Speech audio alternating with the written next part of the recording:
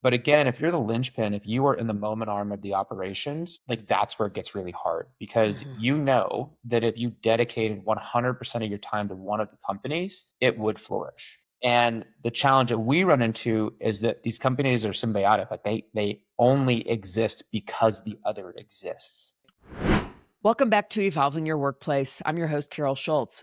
Quick reminder, we like to keep these conversations as authentic as possible, so we leave in the best parts and the mistakes.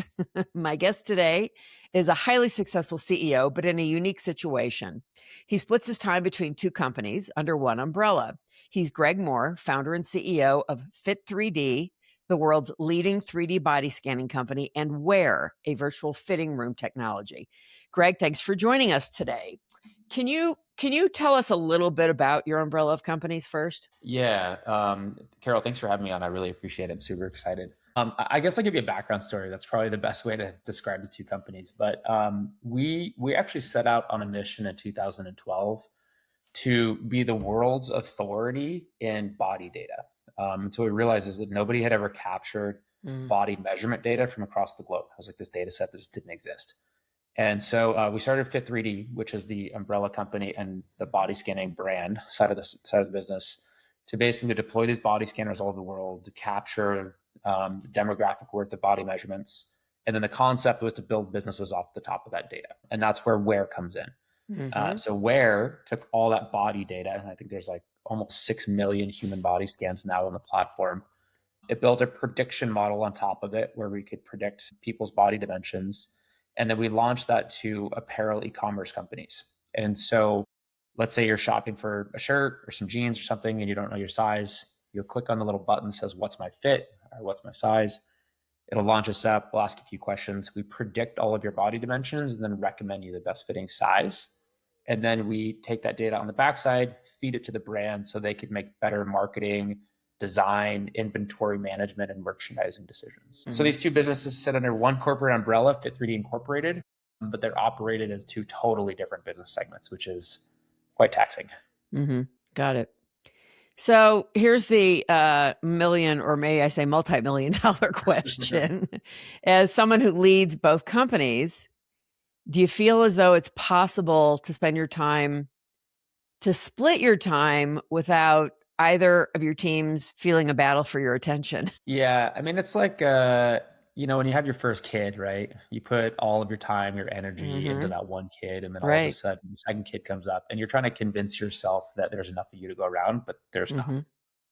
You just learn how to adapt. And so, in that sense, I think that both companies have adapted to my time. We understand that I'm going to have projects that are going to pull me on and off. And then for me, the edit my best is when I figure out how to create a system where I'm not the linchpin, right? And in order to do that, the companies need to be relatively capitally flush. So if I'm actually taking on IC roles, like individual contributor roles, Hmm. like I am right now, like for Where I am the sales guy, then I have to make sure that I adhere to those responsibilities, but Hmm. then portion my time and make sure my team understands my time such that they know that they can reach me for the other company like during these specific blocks of time. And so they can save their questions so I don't have to context switch all day.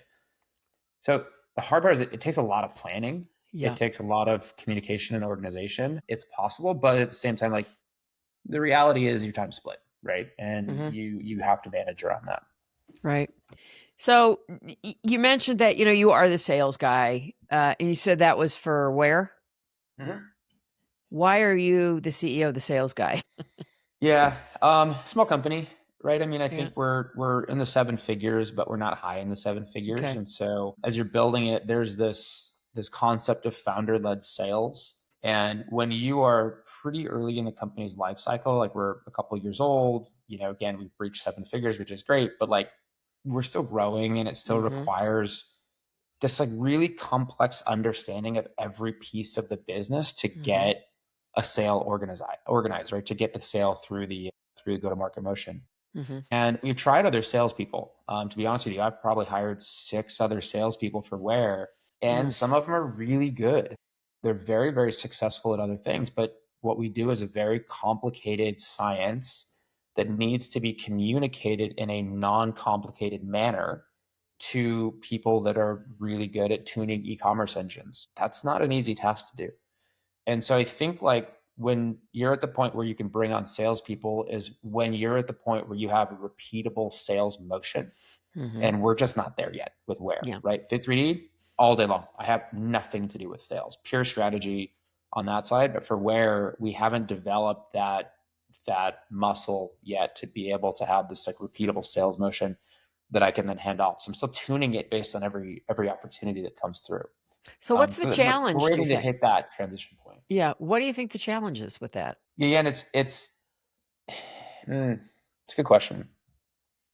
There's like the flippy answer, right? And then there's the deep answer. I think the deep answer is that we are not the innovator. We have innovated how we do it, but we're not the incumbent, right? So the people that invented our solution in this space have been around for 12 to 15 years. My personal opinion is they did kind of a really crappy job at it, but they did it enough to convince a market that the solution is good. Now the solution, they're churning all their customers. We came into this market doing it a different way. We're like, all right, we took a look at that. They sort of solved the problem a little bit, but they could go a lot further. And we feel like we have the secret sauce to get us like the next level. So what happens is that we then have to convince these people that may have tried another solution that ours, which looks very similar on the surface, is extremely different on the backside, which it is. But we have to convince them, and then they have to trust us. And that trust takes a lot of time to build. And it's a really critical moment for our customers, right? Because that size selection block is the critical moment when the shopper either converts or they don't. And it is responsible for like 35% abandonment rate, 50% of all returns, right? So the stakes are really high. And so when we come in, we're like, hey, here's what we do. Here's how we've done it with other customers. We have these proof points. You can talk to them if you want to. There's still this level of trust that needs to happen. And I think that trust is kind of hard to come by when they've been burned a time or two in the industry. That's the nitty answer, right? That's the gritty answer on the backside. Yeah. So walk us through what the downsides may be of splitting your time between two companies, even though they're under the same umbrella. Yeah. I mean, I think like if I were to do it all over again, I wouldn't. It's the first thing. Note founders listening to this. Yeah, right. I mean, I honestly like I love being a founder. I will always be an entrepreneur. Yeah. I've been an entrepreneur in other companies. I will always be an entrepreneur, right? So it's not that I wouldn't start a company again. It's that I wouldn't start two at the same time. I think that unless I could ensure that they were appropriately capitalized. Because if you can act more like a holdings company, right? Or like an investor with a small portfolio, and you can strategically distribute your time, great, right? Because you can take things that worked in this company, build these like synergistic layers, and then operate them or like suggest them on this other company. Perfect way to do it. But again, if you're the linchpin, if you are in the moment arm of the operations, like that's where it gets really hard because you know that if you dedicated 100% of your time to one of the companies, it would flourish. Yeah. And the challenge that we run into is that these companies are symbiotic. Like they only exist because the other exists. Any one of them doesn't make enough to exist on their own. And so we literally cannot separate them and run them as two separate entities because of the finances associated with the company, right? They've got big, but they're not big enough to be standalone.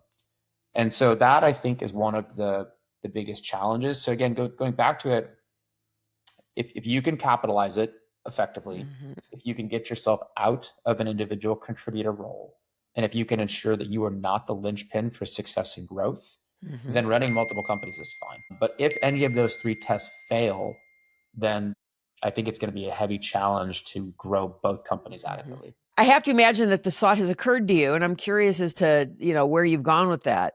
You say they're not really big enough to exist on their own. Well, why not? I mean, forget about the umbrella. Why not just combine the companies into one? I mean, they effectively with are then combined. Two products. Yeah. They effectively are combined, right? It's one P&L. For those of you who use QuickBooks, it's split by classes so we can keep track of both independently, but it's all together.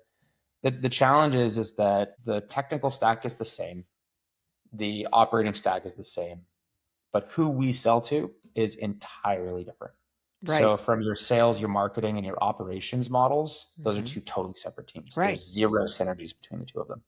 Mm-hmm. And so in that sense, we've combined everything we can combine: finance, technology, product to a Okay. sense, all that's combined. But Mm-hmm. then there's still the how do you operate the business, right? Mm-hmm. Assuming that Mm-hmm. those things are fixed. Those are unique. They're independent.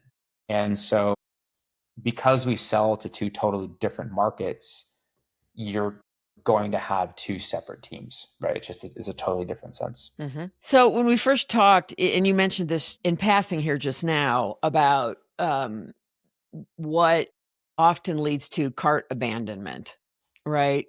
And Mm-hmm. I had told you a story of a dress that I bought that I found online. It might have been an ad on Facebook, and shame on me. I should have known better. But, fool me once, right? Yep. It was gorgeous. And the first thing I did was go to the website, and it was a New York company. So I thought, okay, this has got to be the real deal. Well, Yeah. and I bought it because I screenshotted the, 100% no asked money back guarantee. And I went ahead and bought it, and the fabric was completely crap. And it fit part of me, but not, the top didn't fit me. I just, couldn't squeeze my boobs into it. And, and I immediately told them this is the problem with it. Let me know where I can send it back to. And they said, no, just keep it. We'll just refund you. Yeah. And, I mentioned this to a friend also, and they said, yeah, I don't understand these companies. They just keep it. Like, are they just not losing that much money that they can afford to take those losses? I mean, it seems like what you're selling would be such a better solution to having this problem. It is a better solution, but companies have just done it this way for so long. To change it everyone is afraid of change, right? Everyone's afraid of innovation in a sense. Everyone wants to be second to the party, not the first. Mm-hmm. But I think, yeah, it's interesting, right? Like Amazon came on and they sort of created this free return policy. Before that, I don't know if you remember, but like you had to pay for returns. You had to physically pay to ship them back to the company. They would assess them, and then Right. they would determine whether or not they would refund it or exchange it or simply just keep your money because there was a little stain on it, right? It Yeah. was not transparent. Uh-huh. Amazon came on, and one of the things that I think is not spoken about enough, but their return policy is one of the things that made them successful, right? And they just said, like, free returns, we'll take care of it, you don't worry about it. And they forced these operating This, models onto all of they're these distributors, sellers. Yeah. whatever, all their sellers. And now that there's a decade plus of returns data, what these brands are realizing is that for certain items, it is far less expensive for them to allow you to keep it than to pay for the shipping label, Mm-hmm. and then to pay for a human to go inspect Right. it, and Right. then to pay for a human to go restock it, Mm. and then to likely sell it at a secondhand opportunity on their online store, or maybe it goes to like a Nordstrom Rack, or maybe it goes to a Marshalls or whatever Mm-hmm. in a secondhand thing as a wholesale opportunity. So Mm-hmm. when they do the monetary, like Yeah. the The math changeover, on that. they Sure. realize like it's just easier to let you keep it. And so now, Mm. and I don't know if this happened to you, but it happened to me. I did the same thing knowing what I know, right? As dumb as that sounds. Right. You wonder, well, how am I this stupid? Dude, this Facebook Right. ad came on. I was like, wow, that shirt looks I great. was I'm gonna like try it. beating myself over the head. What was I thinking? Yeah. Looked at the company. Sure enough, their about us says that they're in New York, right? Yep. Yep. And I get it, and it just smells like oil. I mean, it just Ugh. smells so bad. And I'm like, I'm not wearing this. And I go to return it, and it's an email, right? And they're like, okay, well, you keep it. We'll give you 30% of your Oh, money I've back. had that happen too. I'm so Yeah. pissed me off. And then I'm sitting there negotiating with them, and they're like, all right, we'll give you 50%. And finally, I'm like, dude, I'm just going to report you. Like, I don't even know what to do. Or I'm just going to like do a chargeback on my credit card. Right. I do the chargeback on the credit card, and they're like, okay, fine, we'll give you 100% return. So it doesn't look like they have a You got to fight with chargeback, them. right? So I think like the challenge is that we as consumers are used to being able to return stuff freely. That's one of the only ways that we buy things nowadays. Yeah. which kind of sticks the brands with this. Okay, I got to deal with the expense of this. Mm-hmm. I know there's going to be bad actors out there, and I then have to operate on this thing. So what strategies can I deploy to try to keep as much of the money that this Mm-hmm. customer is giving me on hand, assuming they're never going to come back? I'm not trying to Mm-hmm. keep this customer's business, right? And I think like it's a challenge, but again, like that's kind of where we come in when it's size related, right? I can't fix the materials. Mm-hmm. I can't fix the, Mm-hmm. whatever, but I can fix I don't know what size I am. I'm either going to buy 2 or 3 sizes and return 2 of them, keep the one that fits, or, I'm going to buy the size that I normally buy in other brands and hope that that fits, or I'm going to abandon it and not buy anything together, right? Like we fix all of those problems, and those are Mm-hmm. huge multi-billion-dollar problems for the industry. So, I think like companies like us, like we take a piece of what we can do, right? I Mm-hmm. can't solve the whole thing, but I can solve this piece of it and I can do it really well. And then we just have to evangelize that. Do you get any pushback, when you're out on the sales floor, so to speak?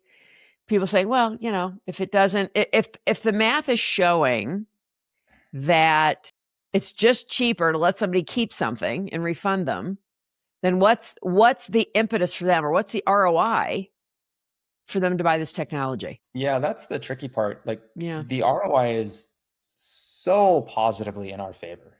I mean, like we Mm-hmm. have been able to prove on hundreds of customers and millions of transactions now that for every dollar you pay Where, you get $25 back. Oh, well, that's a pretty good Here, ROI. right? And it's Yeah. like one of the highest ROI initiatives you could have on your site. Mm-hmm. And you don't have to do anything for it. It's the craziest thing in the world. Even with that, there's just complacency, or it's not the time yet, or this wasn't part of our roadmap yet, right? It's e-commerce is a really weird area because you get a lot of people that they're professionals, they've got their Mm-hmm. strategies, they've got their, Mm-hmm. this is how I do what I do. And convincing them that they're wrong, or convincing them maybe not that they're wrong, but there's just a different way is hard. It's really, really hard to do it. And I think that's true for most businesses in life, but like you're convincing people to trust you, and building that trust is critical, especially as a smaller company. Like you don't have the name recognition behind you, so you have to find different ways of building it. But it's challenging, yeah. Well, there was something you said when we first talked that I wanted to dig into, and I'm forgetting what it is. So I'm going to go on to something else and hope that it comes back into my memory banks. Walk me through a day in your work week. What's that look like? Which day? And pick any one you want, Right. or sum up the whole week. Yeah. So I kind of have these things that like I do every week, right? So it's just kind of like a punch card. Again, my sales and marketing job for Where, right? I'm gonna send out a marketing emailer based on what I see going on in the industry Mm-hmm. every week, every 2 weeks, right? I'm gonna communicate with people over LinkedIn at least every week. So I'm gonna have at least one, Mm-hmm. sometimes 4 or 5 posts on LinkedIn, right? To kind of like build this mindset. Mm-hmm. I am going to tune our marketing campaigns like based on what I see. I'm going to look over the product. I'm going to get feedback from the product team and the customer success team, and understand, are there changes that we can make to the product that prospects are asking for, that if we had this, we could close more deals, so on and so forth. And then I'm going to verify all of our operating numbers, right? So I'm going to look at like how many leads we got, how many impressions we got, how many support tickets we got, what's our average Mm-hmm. resolution time, and I'm going to hold the team accountable to the goals that we set for them, right? So basically, there's the split between management, which is it's my job to set goals for the team that I know are going to lead us to the like the KPIs that we care about, Mm-hmm. Mm-hmm. and I'm going to hold people accountable to that. They're going to self-report them, and we're going to meet with them every week. Mm-hmm. And then there's the action items that I have to do, and there's strategic items that I have to do. And then you got the same thing on Fit3D, right? There's the difference. Fit3D is like I'm not physically doing any of the sales and marketing. I'm just talking to the team over there, like, hey, here's what I see. This ad impacted me this way. Can you share with me the numbers on it? How are our leads doing? What if we tried this? We're not hitting this target. What can we do Mm-hmm. differently? Right. So it's very much of a coach slash strategic role on the Fit3D side, which I really love. Like I think like that's where I excel. Mm-hmm. Because like my brain just fits that way really well. On the Yeah. contributor side, like I'll get to Friday and I'm like, oh, I forgot to send out the mailer this week. Like I have to do, I have to make sure to get the one. Like, it's my brain's much more of the coach than it is the contributor. So I Well, struggle. and by the way, you are identifying the single biggest problem that founder CEOs have working in their business versus working on their business, which you just, Yeah, totally. what you just said, but in different words, right? You want to be the coach, so working on your business, and instead you're working in your business. And Mhm. eventually you will hopefully work your way out of that sales job that you're doing, right? As an individual contributor. Yep.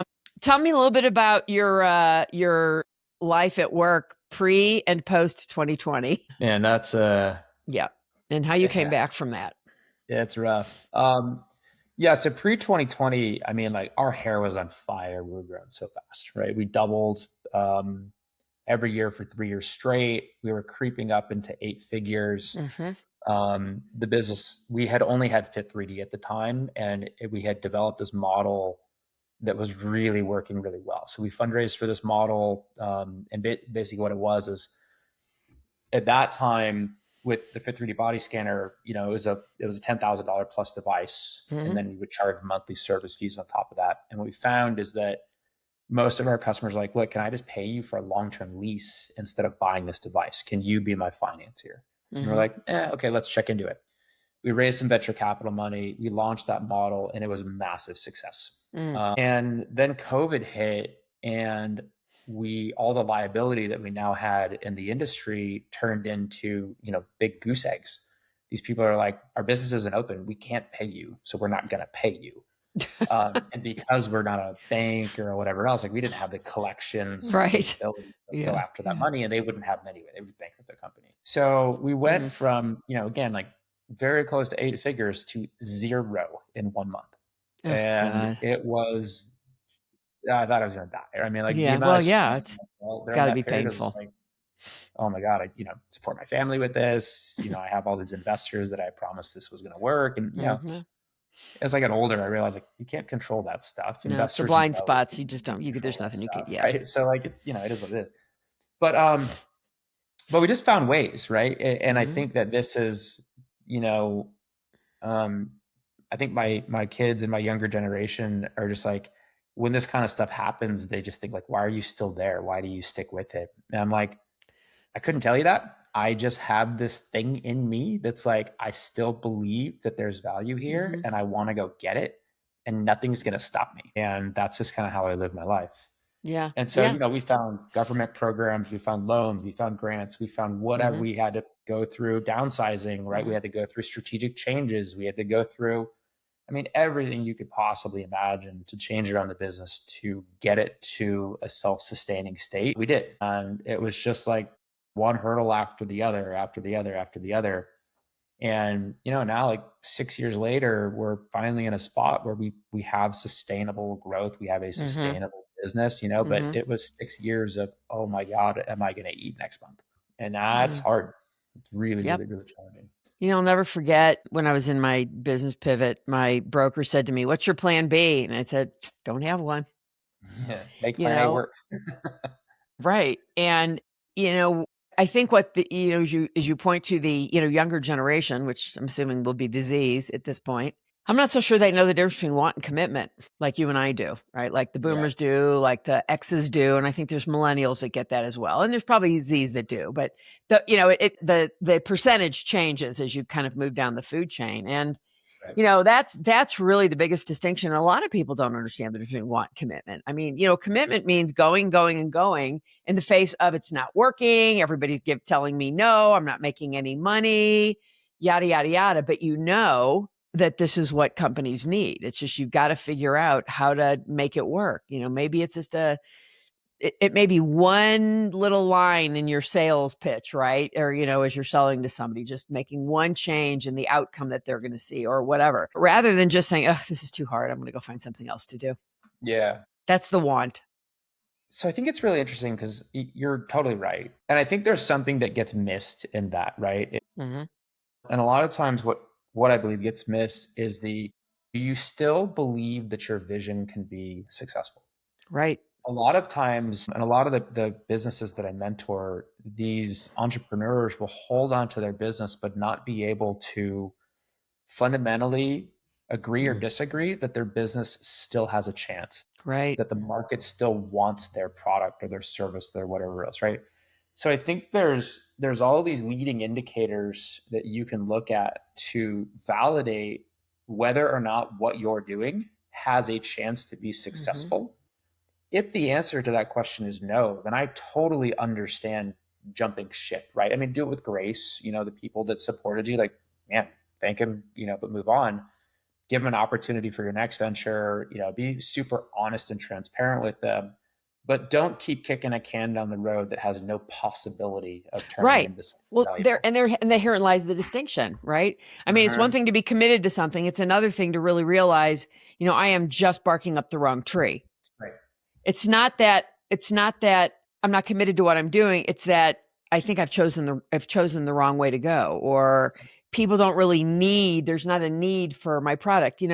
How did you, because I have something to say about this, how did you come around to, this is something that I want to do, that companies really need? Yeah. So, pre-COVID, when we very first started, I'll never forget, I closed my first deal and we didn't have a bank account or a product yet. Right. So Yeah, right. I was selling this allure of a product that did this thing. Vaporware. It was paperwork, right? And I was just like, look, if I can convince somebody to sell something that I don't have, but I know that I can build, Yeah. and they're willing to pay me for it, and I know that I'm going to give them their money back if I can't do this, Mm-hmm. and I'm going to give myself enough time. I was like, Mm-hmm. hey, here's what we're doing. Here's where it is. Here's what it should do when it gets there. I think we're 6 months away.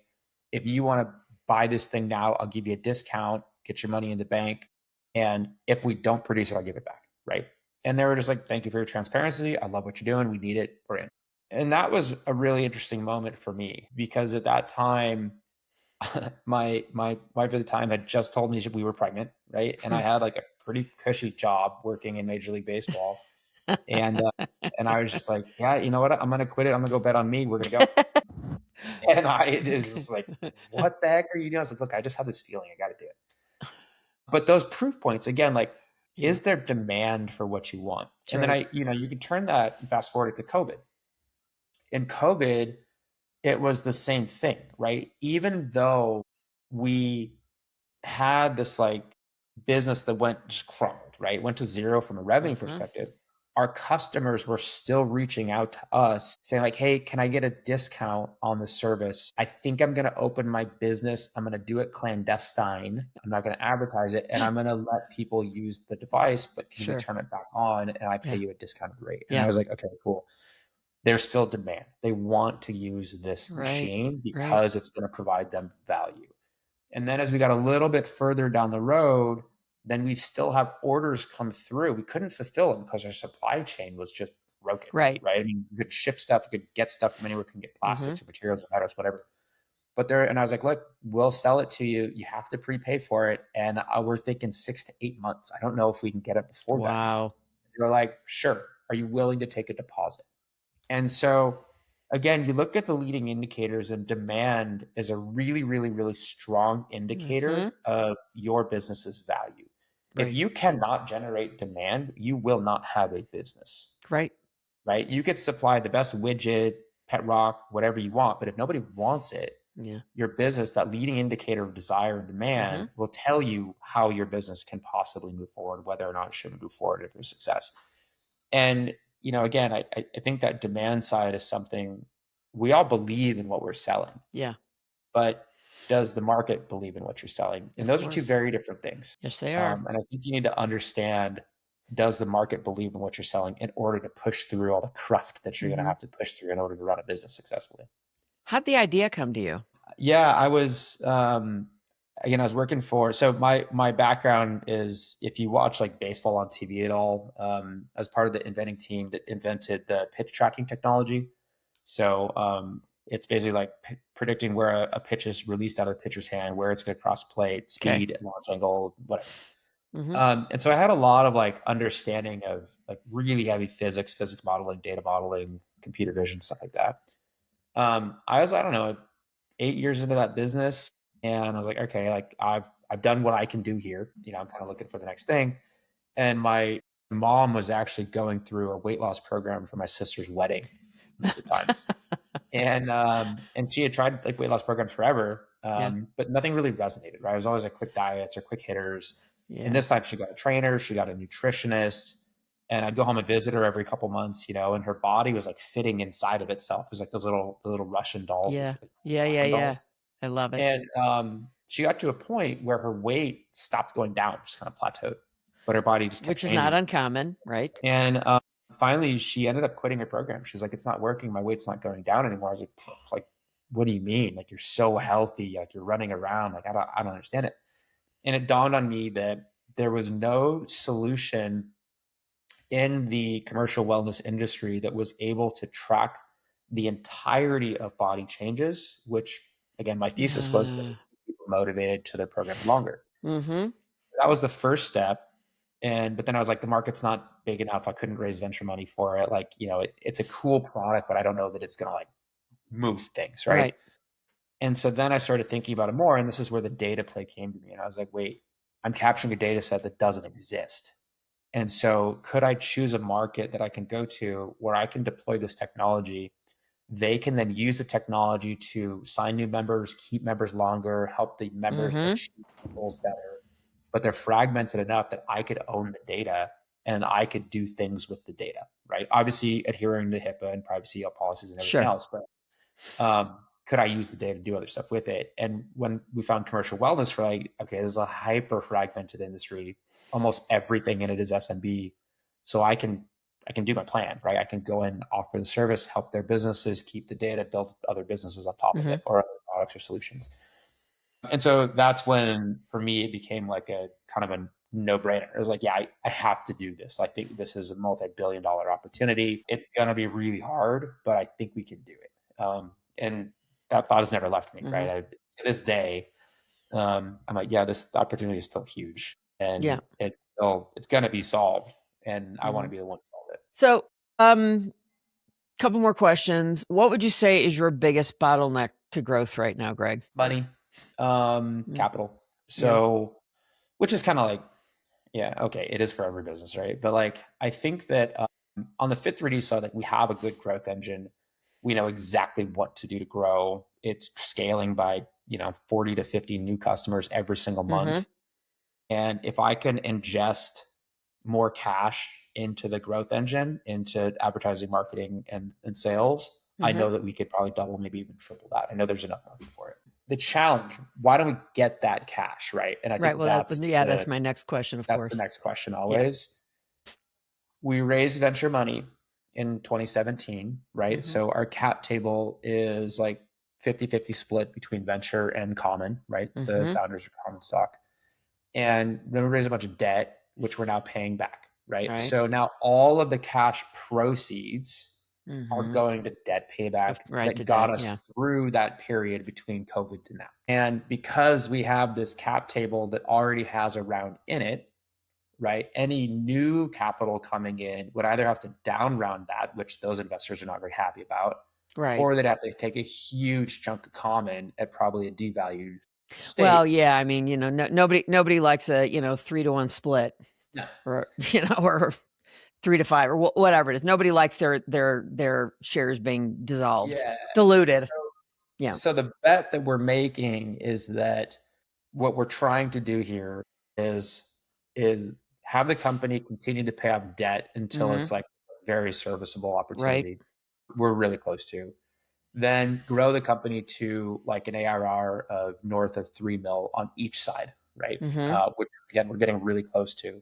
At Mm-hmm. that point, I can pitch a valuation that's high enough that I don't have to take it down round. Right. Good. And I think there's enough opportunity to scale it forward. So we're making this like financially engineered bet that we can achieve these things on the capital we have.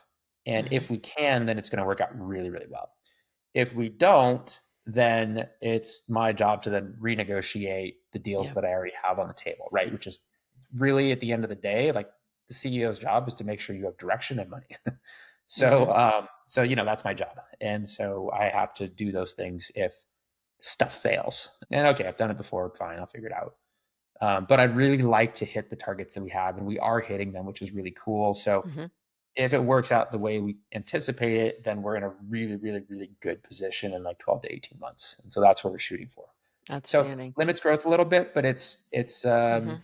it's profitable organic growth. It shows the industry wants us. There's a lot of really good things out of it. Mm-hmm.